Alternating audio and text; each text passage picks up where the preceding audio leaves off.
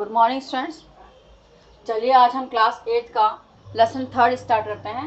Lesson का नाम है ग्लिम्स ऑफ पास्ट, यानी आपके जो पास्ट टाइम का यानी बीते हुए समय के बारे में हम कुछ झलकियों के रूप में इसको पढ़ेंगे।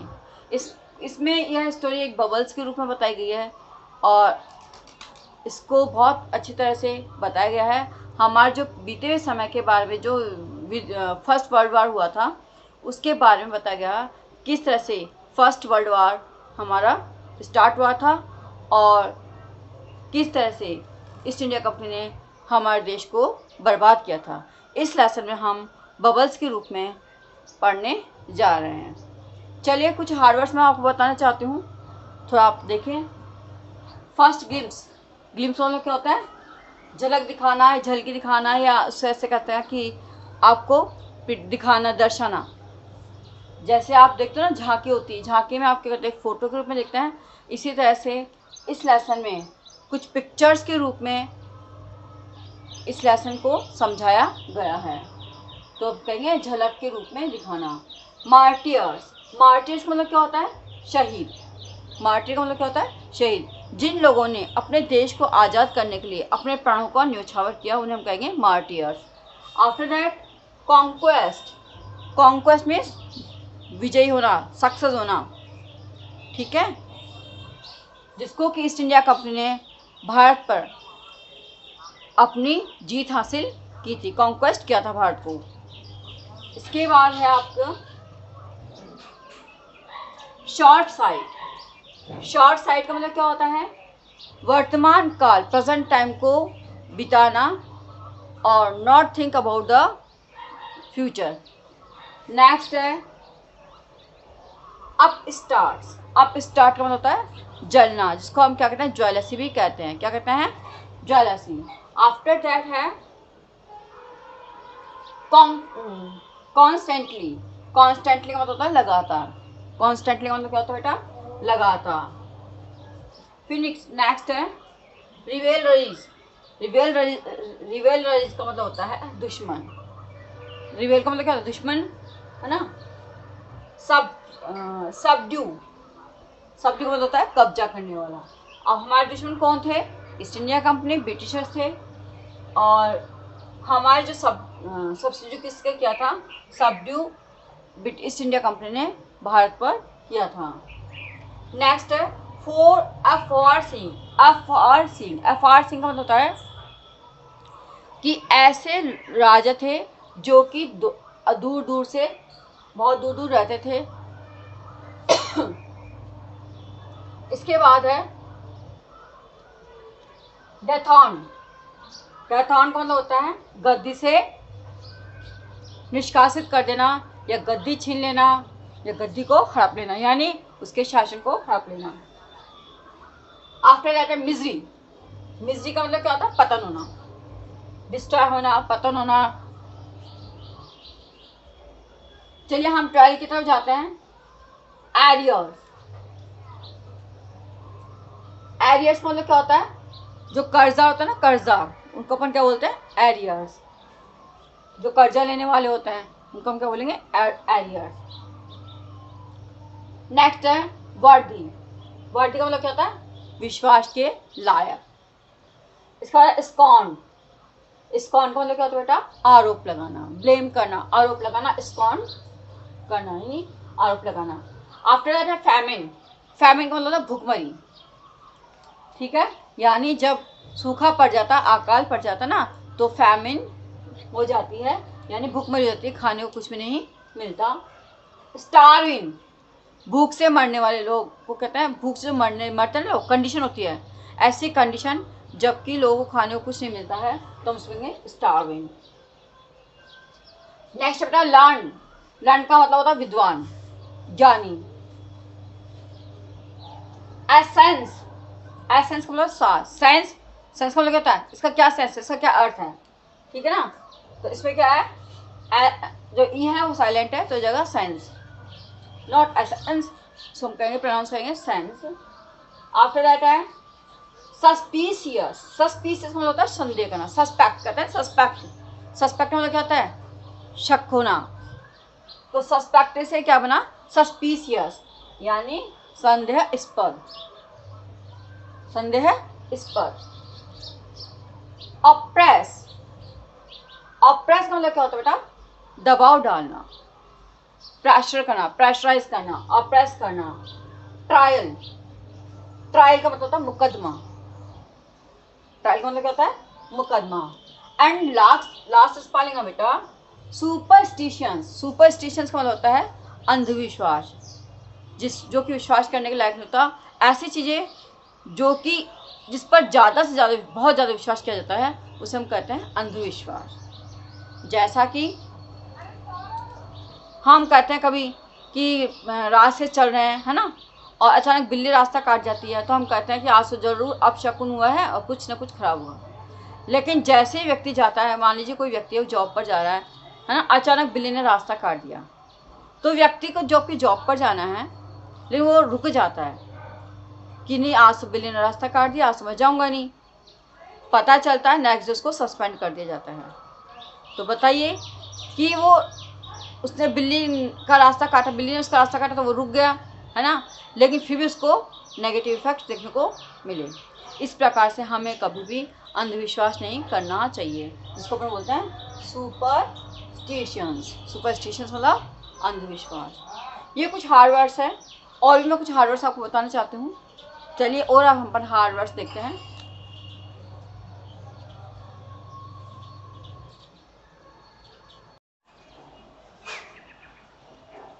चलिए स्टूडेंट्स, रिमेनिंग हम स्पेलिंग याद करते हैं, मीनिंग से याद करते हैं।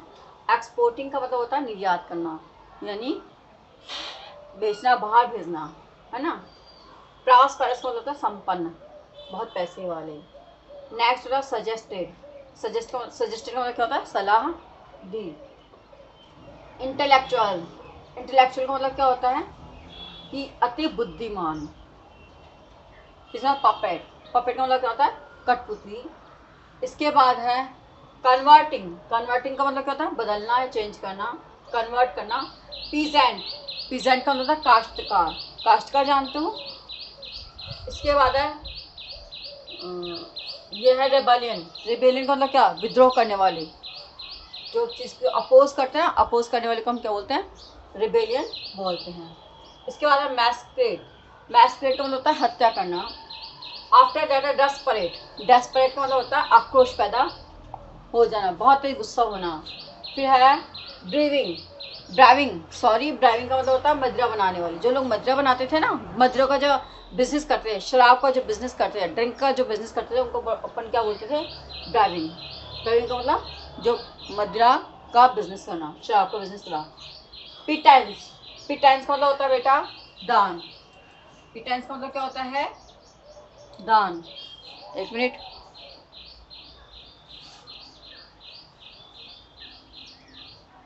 दान, है ना।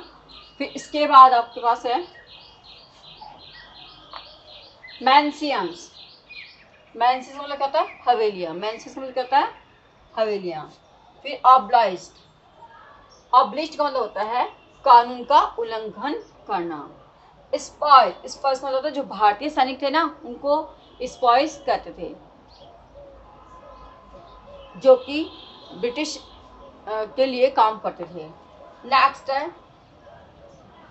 स्ट्रिप्ड, स्ट्रिप्ड का मतलब उतारना, उतार दी। ड्राइव्ड आउट, ड्राइव्ड आउट मतलब बाहर फेंकना या बाहर निकालना। इसके बाद है स्प्रेड, स्प्रेड का मतलब क्या होता है, फैला। समझ में आया। ये आपके कुछ वर्ड मीनिंग है, टोटल 39 वर्ड मीनिंग है। चलिए अब हम इस लेसन को रीड करेंगे और आप प्लीज़ थोड़ा ध्यान से सुनेंगे। Okay, bye.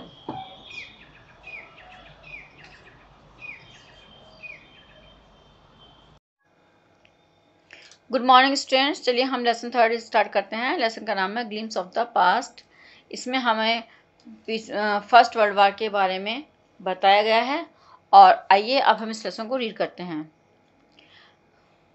ये जो आप पिक्चर्स के रूप में और बबल्स के रूप में देख रहे हो बेटा, ये आपके फर्स्ट वर्ल्ड वार की कहानी दर्शा रही है, जो कि 1757 से लेकर 1857 के बीच की जो पूरी कहानी आपको इस लेसन में चित्र के द्वारा दर्शाई जाएगी। जैसा कि मैंने आपको बताया कि फर्स्ट वर्ल्ड वार की से रिलेटेड यह कहानी के पिक्चर्स हैं। चलिए अब हम इस लेसन को पढ़ते हैं। फर्स्ट पैराग्राफ है मार्टियर। मार्टियर का मतलब क्या होता है? शहीद। ठीक है, मार्टियर का मतलब क्या? शहीद। जब भारत में फर्स्ट वर्ल्ड वार हुआ था तो उस समय लता मंगेशकर जी को दिल्ली में बुलाया गया था और लोगों को जागरूक करने के लिए, पैट्रियोटिक सॉन्ग के लिए उनको बुलाया गया था। लता मंगेशकर जी दिल्ली में गई और उन्होंने बहुत वंडरफुल सॉन्ग गाया था। वो कौन सा था? ऐ मेरे वतन के लोगों जरा आंख में भर लो पानी।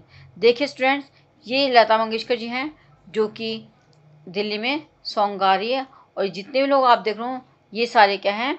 आपके मार्टियर्स है। मार्टियर्स जानते हो? शहीद, जो कि व्यक्ति अपने देश के लिए बलिदान हो जाता है। ठीक है, चलिए हम इस पेज पर चलते हैं। इस पेज में क्या है? द कंपनीज कॉन्क्वेस्ट, यानी कंपनी की जीत कब हुई थी? 1757 से लेकर और 1849 तक रही। जैसा कि आप जब ब्रिटिशर्स इंडिया में आए थे तो उनकी मात्रा ऐसी थी और इंडिया इतना बड़ा था, उसमें केवल इंडिया के लोग ज़्यादा रहते थे। ब्रिटिशर्स यहाँ केवल व्यापार करने आते थे, बिजनेस करने आते थे।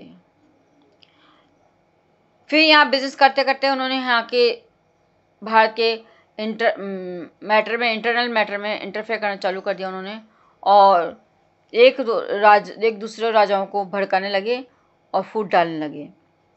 राजा एक दूसरे को देखकर जलने लगे और उनको जब कभी उनको हेल्प की आवश्यकता होती थी तो वो इंग्लिश मैन से हेल्प लेते थे और उन पर टोटली डिपेंड हो जाते थे। जैसा कि आप इसमें देख रहे हो, इसमें एक राजा है, किंग है, जो कि अपने लोगों को कह रहा है कि जाओ इंग्लिश मैन को बुला के लाओ, वही हमारी हेल्प करेंगे, तभी हम दूसरे लोगों को डिफीट कर सकते हैं। यानी अपने देश को लोगों को डिफीट करने के लिए दूसरे देश के लोगों को बुलाया गया। इसका इफेक्ट ये हुआ कि पूरे वर्ल्ड में, पूरे इंडिया में अशांति फैल गई। शांति कहीं देखने को नहीं मिली क्योंकि बार बार युद्ध हो रहे थे। जब आपस बार बार युद्ध होते रहे तो अंग्रेजों ने क्या कर लिया कि एक दूसरे को, कहा जाता है फूट डालो राज्य करो, तो वही नीति अपनाई और एक दूसरे को भड़काकर अंग्रेजों ने लोगों के राज्य को हड़प लिया और बहुत बड़ा हिस्सा उन्होंने भारत के कब्जे में कर लिया। उसी समय टीपू सुल्तान, जो कि मैसूर के शासक थे, रूलर थे, उन्होंने अंग्रेजों से लड़ाई की और बुरी तरह से वो हार गई। वो हारते गए लेकिन फिर भी उन्होंने लास्ट तक अपना कॉन्फिडेंस नहीं छोड़ा। इसके बाद ये वाला पिक्चर है। इस पिक्चर में कुछ लोगों ने तो ब्रिटिशर्स की तारीफ की और कुछ लोगों ने ब्रिटिशर्स का अपोज किया, यानी बुराई की।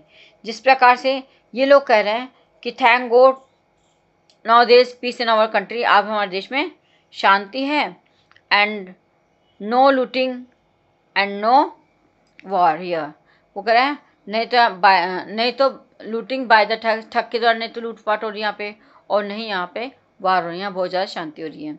सेकंड पर्सन बोलता है कि भगवान ने कहाँ से हम अच्छा हो, भगवान ने इंग्लिश मैन को, अंग्रेज़ों को, ब्रिटिशर्स को यहाँ भेज दिया और ताकि हम दूसरे लोगों से युद्ध कर सकें। और थर्ड पर्सन कह रहा है हम तो इंग्लिश मैन को या ब्रिटिशर्स को अपने भगवान मानते हैं।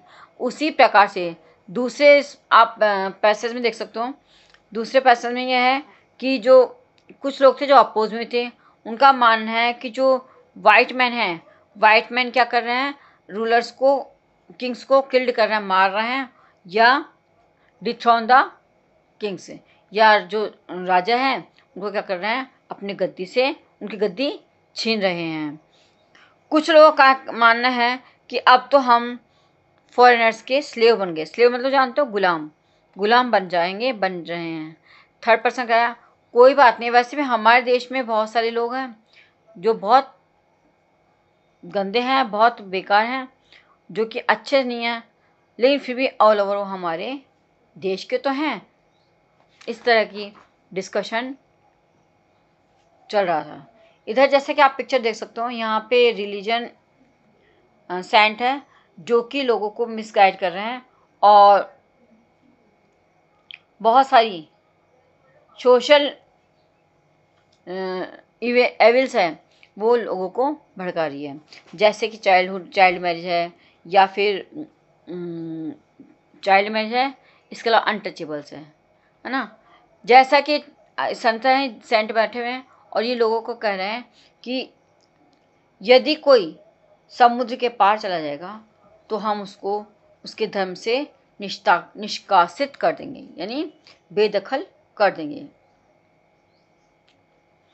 इसी प्रकार से एक महान गुरु यहाँ और है जो कि महिलाओं पर भी आरोप लगा रहे हैं और कह रहे हैं कि संसार के पतन का कारण केवल महिलाएं हैं। ये उनका अपना व्यू है और अपनी थॉट्स है।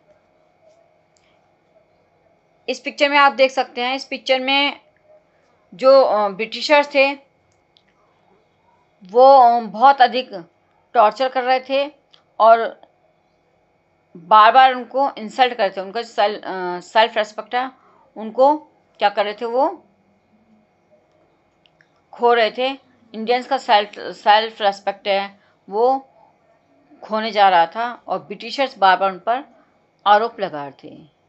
क्या लगा रहे थे? आरोप लगा रहे थे। उनका वो आपस में डिस्कशन कर रहे थे कि हमें इंडियंस पर विश्वास नहीं करना चाहिए, वो विश्वास के लायक नहीं है। उसके दूसरी तरफ जो इंडियंस हैं वो खुद कह रहे हैं हाँ सर आप सही कह रहे हो, लेकिन मैं तो ईमानदार हूँ, मैं तो आई एम ऑनेस्ट। वो कह रहे हैं आई एम ऑनेस्ट, मैं तो ईमानदार हूँ। इस पिक्चर की तरफ जाते हैं तो इस पिक्चर में कह रहे हैं कि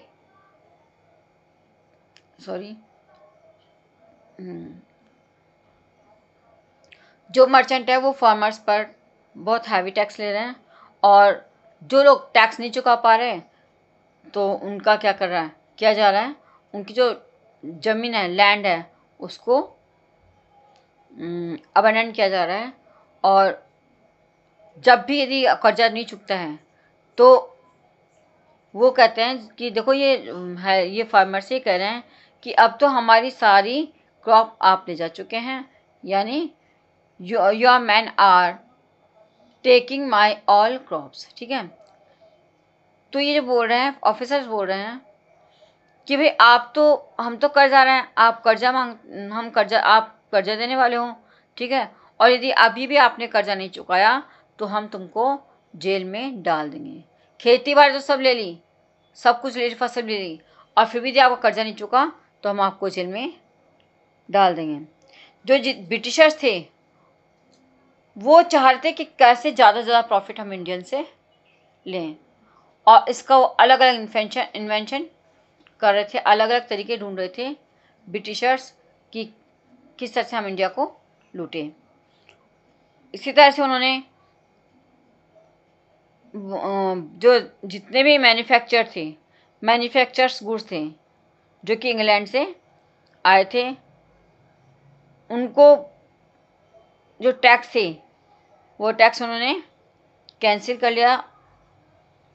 और इसमें देखो आप, इसमें ये कह रहा है कि हम जो भी चीज़ आ रही है बाहर से एक्सपोर्ट हो रही है तो हम उसकी रेट हाई लगा देते हैं। तो ऑफिसर कह रहा है हाँ बिल्कुल सही है, ठीक है, this is a good idea, ये बिल्कुल सही आइडिया है। तो इंग्लिश मैन क्या कहता है, इंग्लिश मैन वापस कहता है कि उन्होंने ईस्ट इंडिया कंपनी के जितने भी इंडस्ट्रीज थी उनको क्या कर दिया, डिस्ट्रॉय कर दिया, है ना। और वहाँ के लोगों को जितने भी थे, फैक्ट्री के लोग थे, इंडस्ट्रीज के लोग थे, उनको पंगु बना दिया। पंगु का मतलब वो डिपेंड रहने लगे।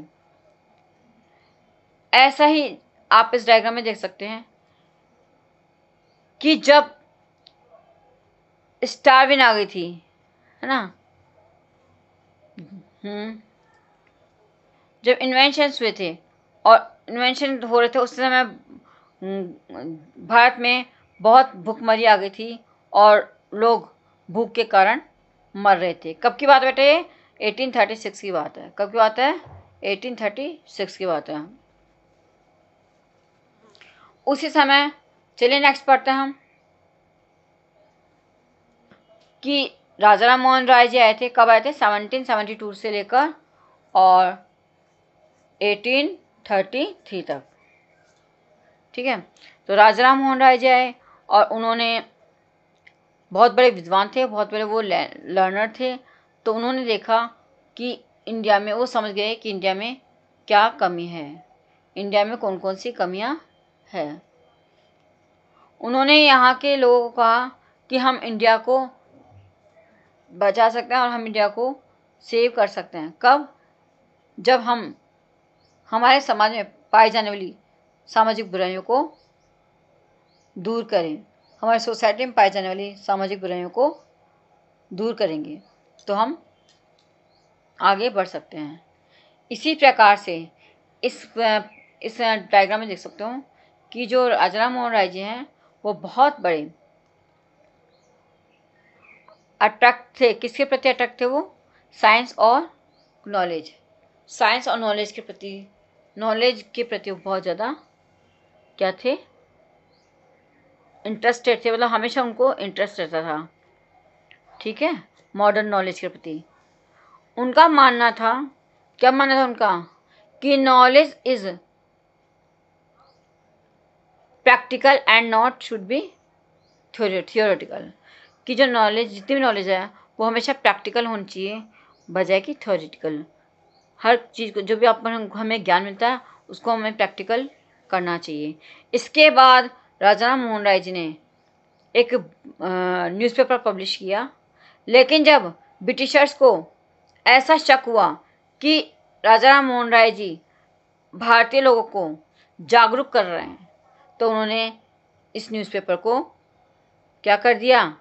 स्टॉप कर दिया, रोक दिया। कब रोका उसने? 1823 में न्यूज़पेपर को रोक दिया। इसके बाद राजा राम मोहन राय जी अपनी, जैसा कि आप पत्नी को कहते हैं कि डिफरेंट कलर्स ऑफ काऊ, यानी अलग अलग कलर की जो काऊ होती है, give same colours of milk. वो हमेशा चाहे कितने अलग अलग कलर की गायें हों, लेकिन उनका जो कलर होता है, दूध का कलर होता है, वो दूध का कलर कौन सा होता है? वाइट होता है। इसी प्रकार से जितने भी संत गुरु होते हैं वो सब भले अलग अलग धर्मों के हों, लेकिन उनके जो सार होते हैं, उनका जो अर्थ होता है, उनके जो वचन होते हैं, उनके जो शिक्षा होती हैं, वो सब क्या होती है? सेम ही होती है। इतना कहने के बाद फिर राजा राम मोहन राय जी ने क्या किया? अपने इंडिया क्रॉस करके वो इंग्लैंड चले गए और इंग्लैंड जाने के बाद वो लोग वहाँ के लोगों से मिले और उन्होंने वहाँ जाकर कहा कि हम आपको मान रहे हैं, है ना, we accept you as ruler, हम तुमको रूलर के रूप में एक्सेप्ट कर रहे हैं, and you must accept as the किसके? सब्जेक्ट। यानी जब हम आपको राजा मान रहे हैं तो आपको भी हमें क्या माननी चाहिए? प्रजा माननी चाहिए। यहाँ सब्जेक्ट का मतलब क्या होता है बेटा? प्रजा माननी चाहिए। But you only remember it, लेकिन तुम हमेशा इस चीज़ को भूल जाते हो और तुम अपनी रिस्पॉन्सिबिलिटी नहीं लेते हो। इतना कहने के बाद चलिए हम नेक्स्ट पैराग्राफ में पढ़ते हैं।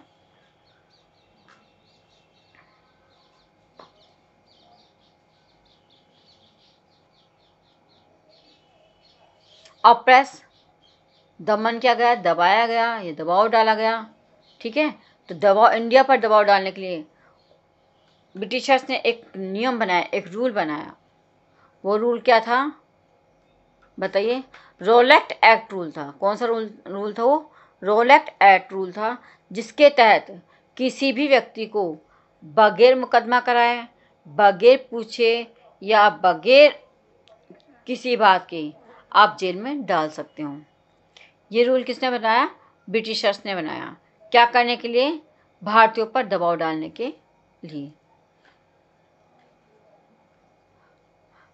जो ब्रिटिशर्स थे उनकी जो सैलरी थी वो इंडियन की सैलरी से बहुत कम होती थी। इनकी सैलरी बहुत ज़्यादा होती थी और जो सैलरी आती थी उनसे वो अपना फ्यूचर बनाते थे, बिजनेस खोलते थे और अपना फ्यूचर बनाते थे। तो ब्रिटेन से 1829 में करीब कितने थे? 7 करोड़ रुपीस के इंडिया में एक्सपोर्ट हुए, प्रोडक्ट एक्सपोर्ट हुए थे, जिनको हाई कॉस्ट पर बेचा गया था। ये देख रहे हो, ये गवर्नर है, दिख रहा है आपको? नहीं दिख रहा? अच्छा, नीचे आ गया। ये गवर्नर बेंटक थे। जब ये इंडिया में आए तो उन्होंने कहा कि यहाँ पर कॉटन के जो मज़दूर है, जो कि एक हड्डियों का ढांचा है, यानी बहुत पतले दुबले किसान हैं जो कि कॉटन की खेती करते हैं और कॉटन को क्या कर देते हैं? ब्लीच करते हैं। ब्लीच का मतलब क्या होता है? साफ सुथरा, सफ़ेद सफ़ेद चारों तरफ नज़र आते हैं। ठीक है, अब हम पढ़ेंगे डिससेटिस्फेक्शन। डिससेटिस्फेक्शन मतलब क्या होता है? कि जिसमें संतुष्टि नहीं थी। ठीक है बेटा, चलिए पढ़ते हैं हम। डिससेटिस्फेक्शन में ईस्ट इंडिया कंपनी थी, इसने क्या कहा कि इंडिया के लोगों को क्या की जाए, जो संस्कृत और पारसी पढ़ते थे पहले, जो ये कब का टाइम है? ये 1835 टू 1856 की बात है। तो जो इंग्लिश मैन थे,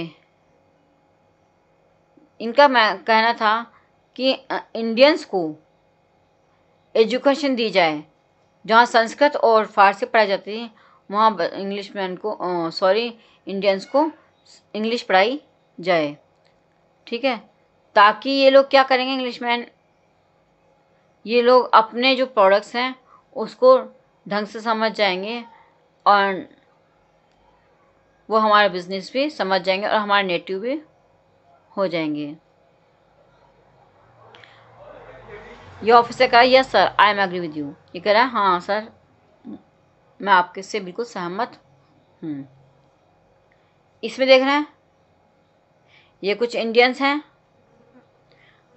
तो ये कह रहे हैं इंग्लिश एजुकेशन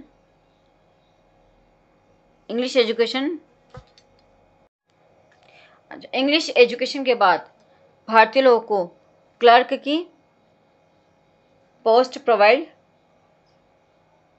कराई गई और लोगों को कुछ मुनाफा मिलने लगा। तो लोग बड़े सेटिस्फाइड हो गए और उन्होंने कहा, क्या कहते वो? We must educate our brothers, हम अपने भाइयों को भी एजुकेट करेंगे। कौन सा? इंग्लिश एजुकेशन देंगे। And try to improve there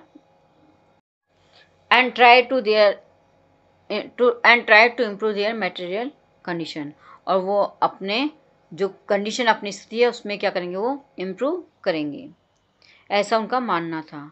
उसके बाद धीरे धीरे ब्रिटिशर्स ने, ईस्ट इंडिया कंपनी ने भारत को इस हालत पर लाकर खड़ा कर दिया। यानी आप देख रहे हो, जहाँ पूरा ग्राफ इंडिया से था, भरा हुआ था, वो अब किससे भरा हुआ है? ब्रिटिशर से भरा हुआ है।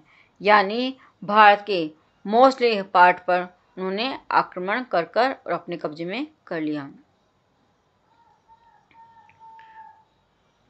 इसके बाद इन्होंने, कुछ लोग थे जो ऐसा मानते थे कि है ना, जो भारत ब्रिटिश, तो कुछ लोगों का मानना है, वो कह रहे हैं कि जो हमारे राजा हैं, our kings are become puppet of the Britishers, यानी हमारे जो राजा हैं वो ब्रिटिशर्स के क्या बन चुके हैं? कठपुतली बन चुके हैं। क्या बन चुके हैं बेटा? कठपुतली बन चुके हैं। और जो हमारे भाइयों को भी वो कठपुतली बनाना चाहते हैं। इसके अलावा फिर ये बोल रहे हैं कि वो अपने भाइयों को अपनी इंग्लिश लैंग्वेज में कन्वर्ट करेंगे और अपनी लैंड को भी कन्वर्ट कर देंगे। चलिए अब हम 7 पार्ट की तरफ पढ़ते हैं, स्पार्क्स। ठीक है बेटा, चलिए अब हम पढ़ रहे हैं द स्पार्क यानी युद्ध की चिंगारी, जो कि 1855 से लेकर 57 तक चली थी। इसमें जितने भी ब्रिटिशर्स थे वो बंगाल के संथल प्रजाति पर टैक्सेस बढ़ा रहे थे और नौबत आ गई थी कि उन जो संथल प्रजाति है उन्होंने अपनी ज़मीन इनके हैंड ओवर कर दी थी, क्योंकि टैक्स इतना बढ़ चुका था कि वो अपना टैक्स चुका ही नहीं पा रहे थे, जिसके कारण उन लोगों में आक्रोश पैदा हो गया। ये जैसे आप पिक्चर देख रहे हो, इस पिक्चर में जो क्या कह रहे हैं, ये कह रहे हैं वाइट लोगों से, कह रहे हैं कि white soldiers gets museum to the governors. तो जो ईस्ट इंडिया कंपनी है वो आर्मीज के प्रति भेदभाव करती थी, वाइट लोगों को सैलरी बहुत अच्छी देती थी और उनका जो पेमेंट थी वो भी बढ़ाती थी। इसके अलावा उनको सुविधाएं भी प्रोवाइड की करते थे, जैसे कि उनके लिए महल बनाया जाता था या हवेलियाँ प्रोवाइड की जाती थी। उसके बदले में भारतीय लोगों को वो केवल एक छोटा सा पेमेंट बढ़ाकर, हल्का सा पेमेंट बढ़ाकर उनको सेटिस्फाइड कर देती थी और उनका प्रमोशन भी नहीं होता था। इसके अलावा जो द अंग्रेज आस्क टू द क्रॉस, और अंग्रेज हमेशा to the sea which is against to the law, यानी अंग्रेज भारतीय लोग को समुद्र को पार करने के लिए बोलते थे, जो कि कानून के विरुद्ध था। Thousand of other spoils reward, हजारों लोगों ने आंदोलन चालू कर दिया and they were stripped to their uniform, और उनकी जो यूनिफॉर्म थी वो उनसे छीन ली गई। We must dry out the अंग्रेजों, ठीक है, जो नीचे वाला है सैनिक ये कह रहा कि हमें अंग्रेजों को बाहर निकालना चाहिए। इस पर Mangal Pandey attack the joint office regiment was execute, यानी जो मंगल पांडे थे उन्होंने अपने ऑफिसर को क्या कर दिया, कत्ल कर दिया था। And humiliated and put in the iron, फिर उन लोगों को कहाँ डाल दिया, जेल में डाल देगा। Few English man had scare to understand Indians, कुछ लोग थे जो इंडियंस को जो आंदोलन को देखकर वो बहुत ज़्यादा डर रहे थे एंड लोगों के जो दिमाग है, माइंड है, उनको क्या करते थे, फ्रेश करने की कोशिश कर रहे थे। एक जो सैनिक है जो हिंदू है वो कहता है ओ इंग्लिश मैन हैड, ओ प्राउडी ब्राह्मण, ओ घमंडी ब्राह्मण सोल्जर, डू यू नो, क्या तुम्हें पता है कि जो तुम बुलेट की ग्रीस को खोलते हो वो किससे बनी हुई है, काऊ फैट से बनी हुई है, यानी गाय के चर्बी से बनी हुई है। इसी तरह से उन्होंने मुसलमान के लिए कहा कि यह पिग की चर्बी से भी बनी हुई है, ताकि दोनों में, ठीक है। आखिरकार इन लोगों में क्या हुआ फिर कि ये लोग थे, ये जो विलेजर्स थे, उन्होंने भी काफ़ी सारा सपोर्ट किया और उन्होंने कहा कि हम सब तुम्हारे साथ हैं। We all villagers man will be ready, सब गांव के सारे लोग युद्ध के लिए रेडी रहेंगे।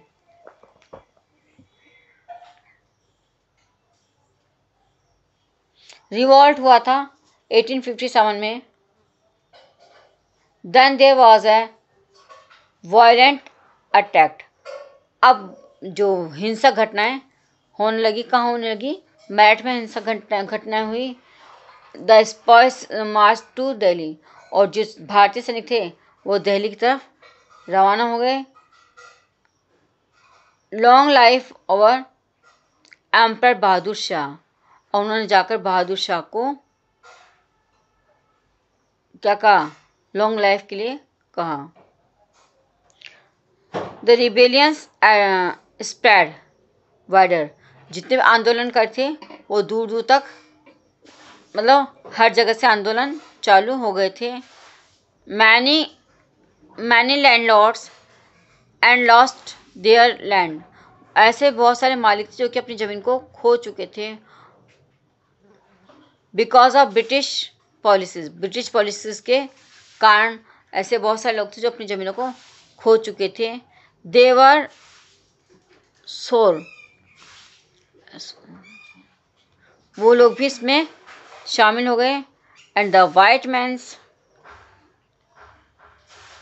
रूल मस्ट एंड, उन्होंने कहा कि जो वाइट मैन का रूल है उसका क्या होना चाहिए? अंत होना चाहिए। Yes we wait help you, yes we will help you. ठीक है, तो दूसरे सैनिक कहते हैं हाँ हम तुम्हारी इसमें हेल्प करेंगे।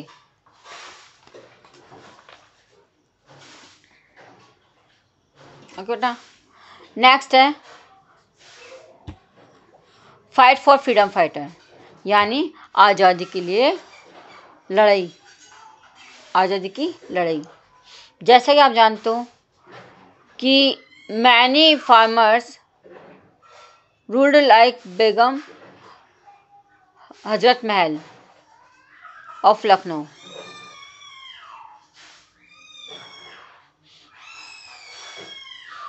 लखनऊ की बेगम हजरत महल है जो कि लखनऊ की महारानी है। ठीक है, उन्होंने कहा the white man's taken away my kingdom, कि मेरे राज्य से जो वाइट लोग हैं वो यहाँ से भाग जाओ। इसी प्रकार से जो पॉपुलर लीडर्स थे जैसे कि मालवीय असेंबली टू फिरोज शाह,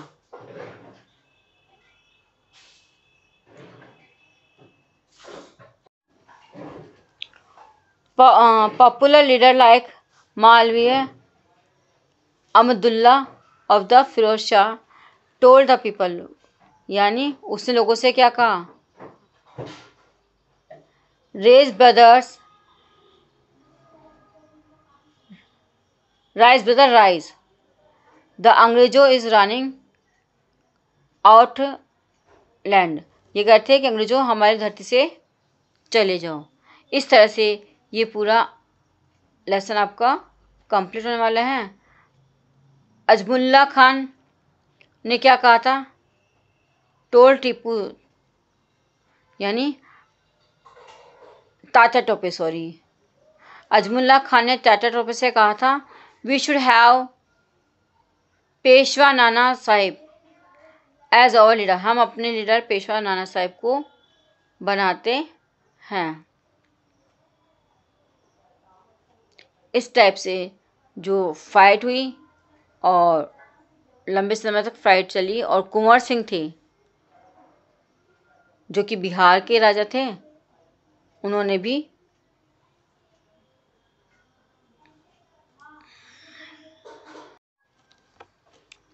इसी प्रकार से बिहार के 80 ईयर्स के जो राजा थे कुंवर सिंह, उन्होंने अपनी रिस्ट में ही बुलेट चला दी और कहते हुए वो नदी में गिर गए।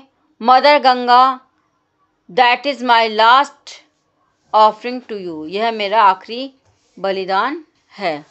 इस तरह से लेसन आपका कंप्लीट हुआ। ठीक है बेटा, चलिए अब हम इसके क्वेश्चन आंसर आपको बताते हैं। Okay bye.